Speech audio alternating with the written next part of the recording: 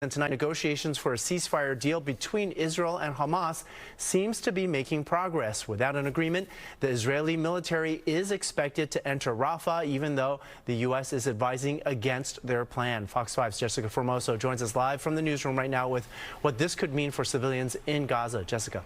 Good evening, Arthur. A deal is on the table and it appears to be do-or-die talks on a ceasefire. Hamas is demanding that the ceasefire not be a pause in the war, but an end to it, and they want Israel to withdraw from Gaza. But Israel won't accept that.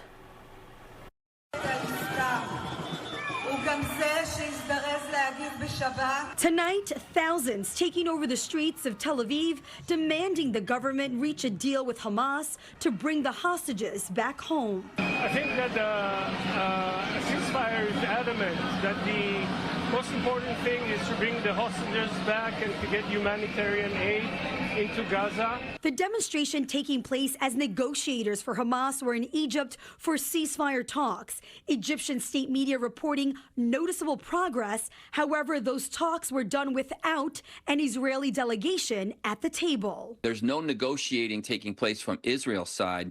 They've put their list of demands out on the table, and it's more or less take it or leave it. In the past, when we've seen this happen, Hamas has always left it. Although progress has been reported between Hamas and Israel, a senior Israeli official downplayed prospects for a full end to the war, saying they are committed to ending what they started, invading Rafah and destroying Hamas. The way the current deal is struck, that not all hostages will be released right away. Hamas is looking to hold on to as many of them as possible. That's their bargaining chip in this whole game.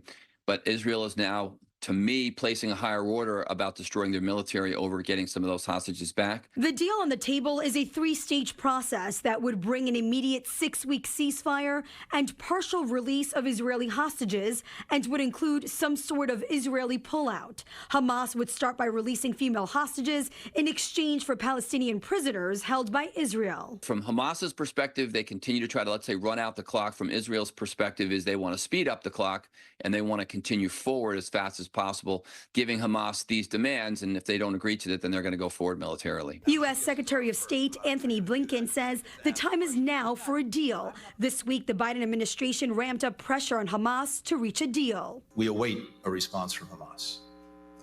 We await to see whether, in effect, they can take yes for an answer on the ceasefire and release of hostages. And the reality in this moment is the only thing standing between the people of Gaza and a ceasefire is Hamas.